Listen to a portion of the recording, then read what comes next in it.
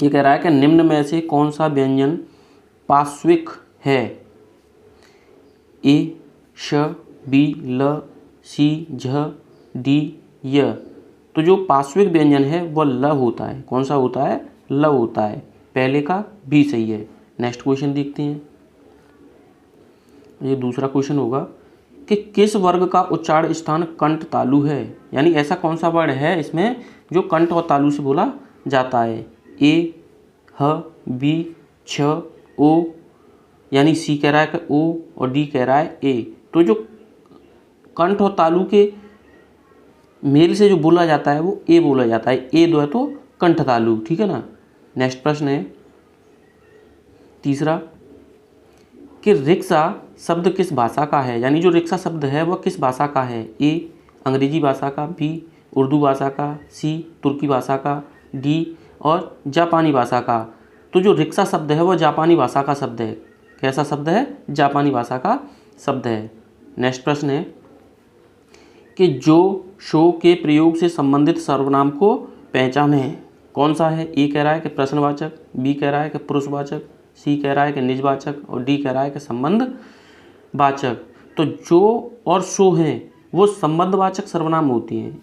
कौन सी होती हैं? संबंधवाचक सर्वनाम होती हैं। नेक्स्ट प्रश्न है कि वह पहुंचा ही होगा वाक्य में क्रिया का काल होगा भविष्य, हेतु मद, हेतु यानी हेतु मद भूत, वर्तमान या आसन्न।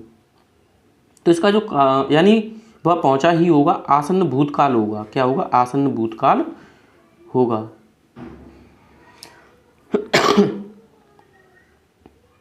नेक्स्ट प्रश्न है कि रसोई घर में कौन सा समास है? यानी जो रसोई घर है उसमें कौन सा समास है? ए तत्पुरुष समास है, बी बहुब्रीहि समास है, सी द्वंद्व समास है और डी अव्ययी भाव समास है। तो जो रसोई घर है यानी रसोई के लिए घर, तो यहाँ पर तत्पुरुष समास होगा। कौन सा होगा? तत्पुरुष समास होगा। नेक्स्ट प्रश्न है और ये आपका 7वां प्रश्न है कि स्त्री का पर्यायवाची शब्द नहीं है। यानी जो स्त्री है उसका पर्यायवाची शब्द नहीं है। ए तरुणी, बी प्रमदा, सी ललाम और डी ललना। तो जो स्त्री का पर्यायवाची शब्द इनमें से नहीं है तो ए तरुणी भी होता है, प्रमदा भी होता है और ललना भी होता है, लेकिन ललाम नहीं होता है। क्या नहीं होता है? ललाम नहीं होता है। इसका ऑप्शन नंबर सी सही हो जाएगा। नेक्स्ट प्रश्न है कि ऋजु का विलोम है। यानी जो ऋजु है उसका विलोम है। ए सीधा, बी सरल, सी त्रिकोण, डी वक्र। तो जो ऋजु का विलोम होता है वो वक्र होता है। क्या होता है? वक्र होता है। नेक्स्ट प्रश्न है कि विवाद का विलोम शब्द है। यानी जो विवाद है उसका विलोम शब्द है। ए संवाद, बी प्रतिवाद, सी वाद, डी निर्विवाद। तो जो विवाद है उसका जो विलोम शब्द होगा तो कौन सा हो जाएगा? तो ये आपका निर्विवाद हो जाएगा। क्या हो जाएगा? निर्विवाद हो जाएगा। नेक्स्ट प्रश्न है और ये 10वां प्रश्न है कि बहुब्रीहि समास का उदाहरण कौन सा है? यानी इनमें से बहुब्रीहि समास का कौन सा उदाहरण है? पंचवटी, करोड़पति, चतुर्भुज या कमल। तो जो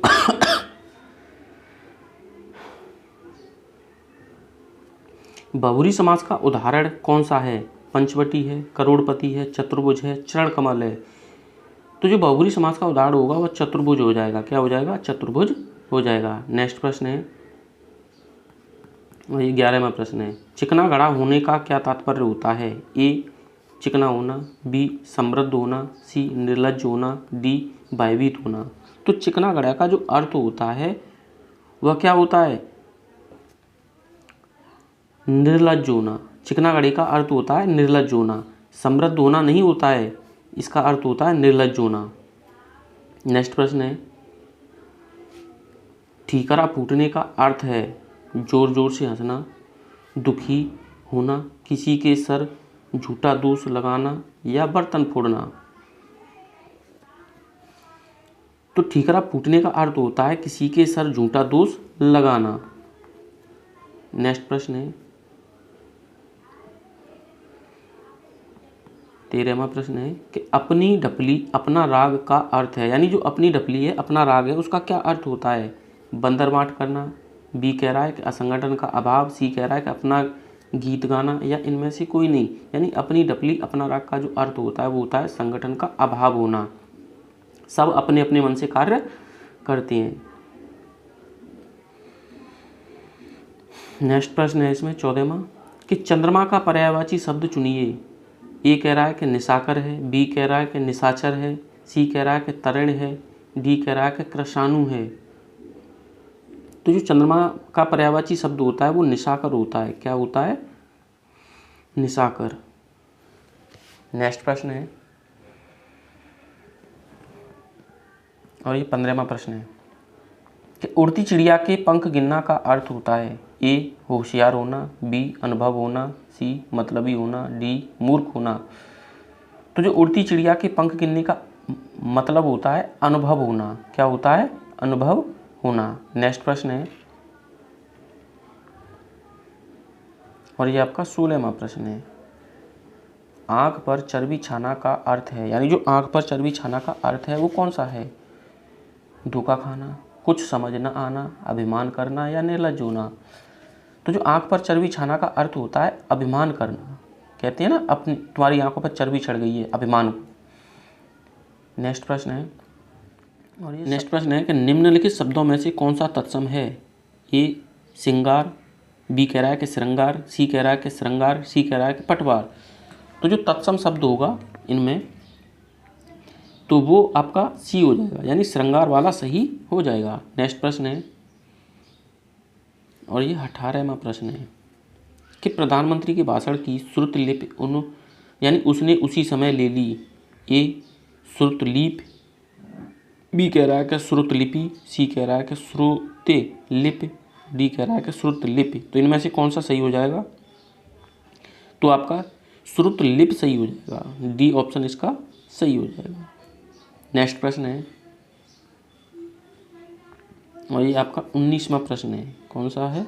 19वां कि अंत्यज शब्द का सही अर्थ है जो जन्म से अपंग हो, बी कह रहा है कि जो जन्म के उपरांत त्याग दिया गया हो, सी कह रहा है कि जिसका जन्म निम्न अछूत वर्ग में हुआ हो, और डी कह रहा है कि जन्म से कुरूप हो। तो अंत्यज शब्द का जो सही अर्थ है तो वो कौन सा है? तो ये कह रहा है कि इसका सही अर्थ होगा जिसका जन्म निम्न अछूत वर्ग में हुआ हो, वही क्या है? अंतंज है। नेक्स्ट प्रश्न है और ये आपका 20वां प्रश्न होगा कि संचारी भावों की कुल संख्या कितनी है? यानी जो संचारी भाव है उनकी संख्या कुल कितनी है? 8 है, 9 है, 33 है, 36 है। तो संचारी भावों की जो संख्या है वो 33 है। कितनी है? 33। नेक्स्ट प्रश्न है कि बिन गोपाल बैरन भही कुंजय, इन पंक्ति में कौन सा रस निहित है? वियोग श्रृंगार रस है, वीर रस है, शांत रस है या वात्सल्य रस है? जल्दी से बताइए कौन सा रस है? तो वियोग श्रृंगार है।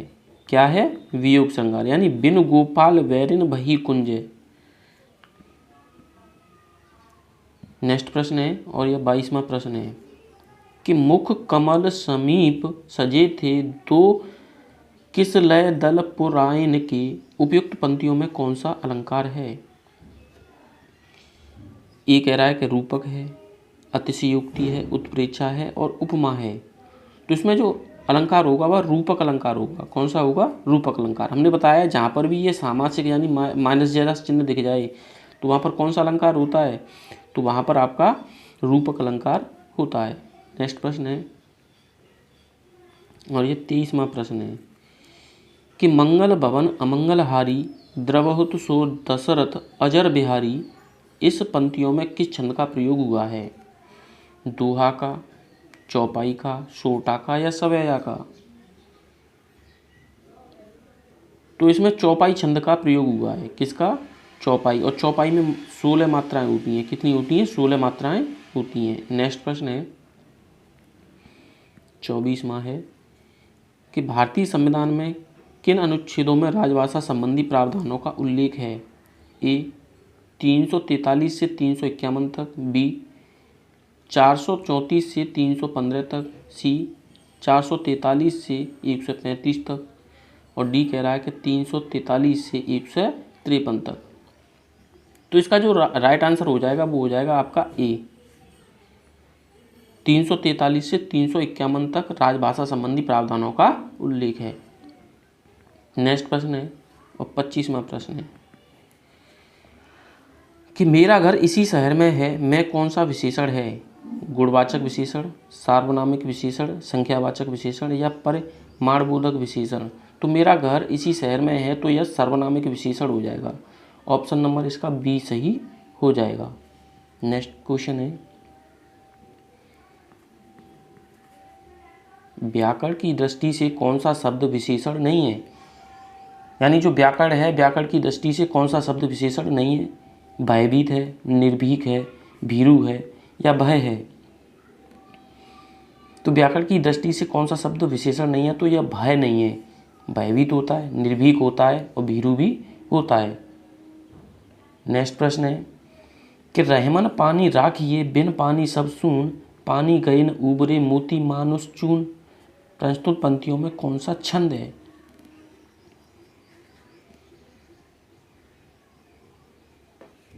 दोहा है, सवैया है, चौपाई है या सोटा है? तो इसमें दोहा हो जाएगा, क्योंकि दोहा में पहले और तीसरे में 13-13, दूसरे और चौथे में 11-11 मात्राएं होती हैं, तो गिन लेते हैं। रहमन पानी राखिए, तो इसमें कितनी है? 1, इस पर भी हो जाएगी 1 1। अब गिन के देखते हैं, 1 1 1 1 और 2 और 2, राखिए पे भी 2 और इस पर 1 और इस पर 2, गिन लेते हैं। 1 2 3 4 5 6 7 8 9 10 11 12 13 और इसकी गिन लेते हैं। 1 2 और 2 4, 2 6 7 और ये 8 9 10 और ये 11, तो इसलिए यह दोहा है। क्या है? दोहा है। नेक्स्ट प्रश्न देखते हैं 28वां कि फूले कांस सकल मह छाई, जन वर्षा ऋतु प्रकट बढ़ाई, यानी बुढ़ाई उत्प्रेक्षा अलंकार है, उपमा अलंकार है, रूपक अलंकार है या श्लेष अलंकार है? तो फूले कांस सकल मह छाई, जन वर्षा ऋतु प्रकट बुढ़ाई, तो यहाँ पर उत्प्रेक्षा अलंकार होगा। कौन सा होगा? उत्प्रेक्षा अलंकार होगा। क्यों? क्योंकि जहाँ पर जनहो मनहो जानो मानो ऐसे शब्द दिखे जाएं तो वहाँ पर उत्प्रेक्षा अलंकार होता है। नेक्स्ट प्रश्न है और ये 29वां प्रश्न है कि वही मनुष्य है कि जो मनुष्यता के लिए मरे, पंक्ति में कौन सा अलंकार है? अनुप्रास है, यमक है, श्लेष है या रूपक है?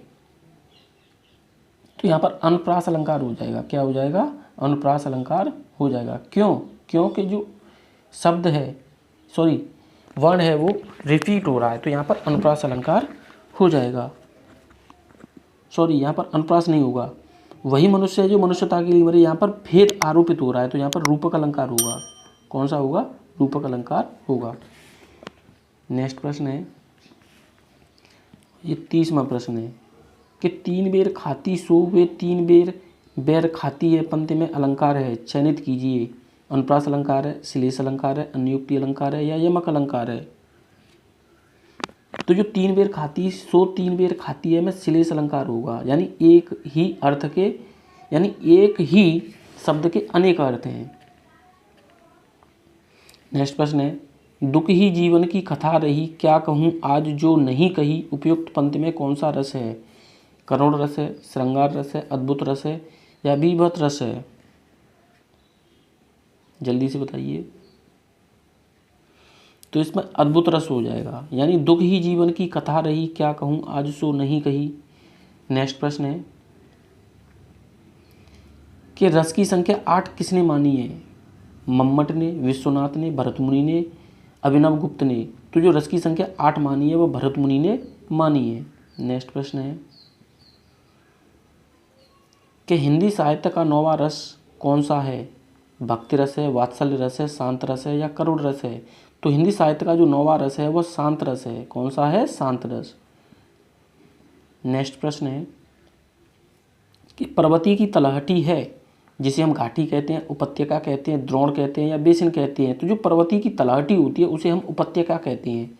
क्या कहते हैं? उपत्यका कहते हैं। नेक्स्ट प्रश्न है कि हाथी की पीठ पर रखे जाने वाले आसन के लिए शुद्ध शब्द है जीन, हौदा, काठी या बख्तर। तो हाथी की पीठ पर रखे जाने वाले आसन के लिए जो एक शब्द शुद्ध होता है उसे हम हौदा कहते हैं। क्या कहते हैं? हौदा कहते हैं। नेक्स्ट प्रश्न है कि खंडहर का तत्सम शब्द है। ये कह रहा है कि खंडहर या खंडघर, खंडग्रह या खंडहर। जल्दी से बताइए। तो जो खंडहर का तत्सम शब्द होता है वो खंडग्रह होता है। क्या होता है? खंडग्रह होता है। नेक्स्ट प्रश्न है कि श्रृंगार शब्द का तत्सम है श्रृंगार है या श्रृंगार है या श्रृंगार है या श्रृंगार है। तो श्रृंगार शब्द का जो तत्सम शब्द होता है वो हमेशा श्रृंगार होता है। ये ऑप्शन बिल्कुल सही है और यही हमेशा शुद्ध होता है। नेक्स्ट प्रश्न है कि काजू शब्द का संबंध किस भाषा से है, यानी जो काजू शब्द है उसका संबंध किस भाषा से है? जापानी भाषा से, चीनी भाषा से, फ्रांसीसी भाषा से या पुर्तगाली भाषा से है?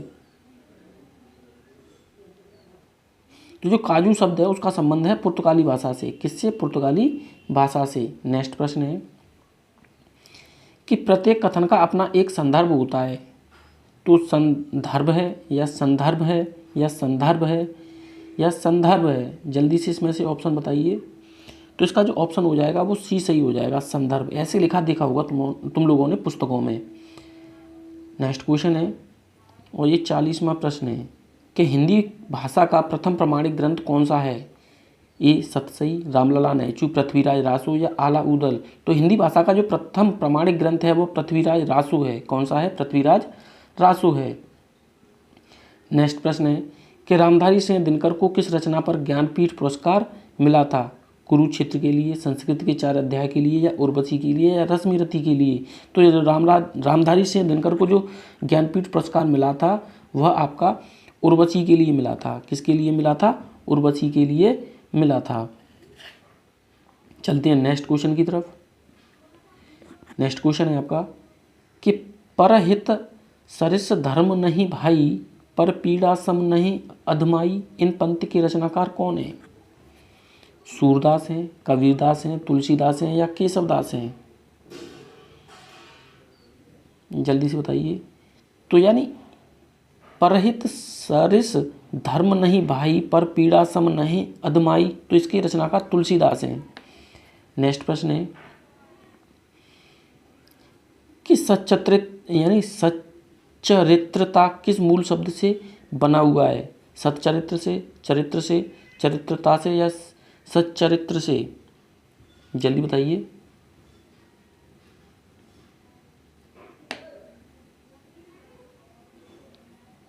तो ये चरित्र से बना हुआ है, सच्चरित्रता।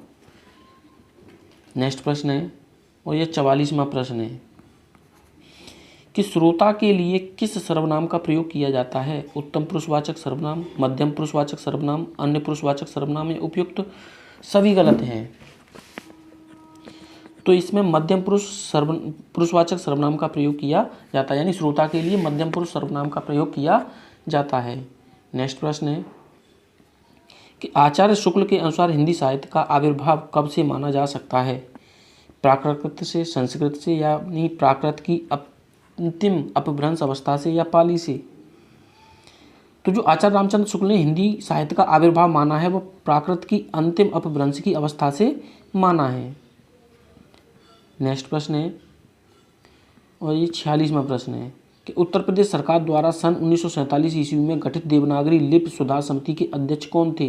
डॉक्टर धीरेन्द्र वर्मा, संपूर्णानंद, आचार्य नरेंद्र देव या इनमें से कोई नहीं? जल्दी से बताइए। तो आचार्य नरेंद्र देव थे। कौन थे? आचार्य नरेंद्र देव थे। नेक्स्ट प्रश्न है कि देवनागरी लिपि का विकास माना जाता है, जो देवनागरी लिपि है उसका विकास माना जाता है देववाणी से, खगोष्ठी से, ब्राह्मी लिपि से या सिंधु लिपि से? तो जो देवनागरी लिपि का विकास माना जाता है वो ब्राह्मी लिपि से माना जाता है। नेक्स्ट प्रश्न है कि हम दीवानों की क्या हस्ती है, आज यहाँ कल वहाँ चले, किसकी पंक्तियाँ हैं? नरेंद्र शर्मा की, हरवंश राय बच्चन की, बालकृष्ण शर्मा नवीन की या भगवती चरण वर्मा की? तो हम दीवानों की क्या हस्ती है, आज यहाँ कल वहाँ चले, तो यह भगवती चरण वर्मा की पंक्तियाँ हैं। किसकी हैं? भगवती चरण वर्मा की पंक्तियाँ हैं। देखते हैं नेक्स्ट प्रश्न है कि संतन को कहाँ सी करी सो काम, संतन को कहाँ सी करी सो काम, आवत जात पनही टूटी विसर गयो हरि नाम। इन पंक्ति के रचनाकार कौन है? सूरदास हैं, कबीरदास हैं, कुम्मन दास हैं या केशवदास हैं?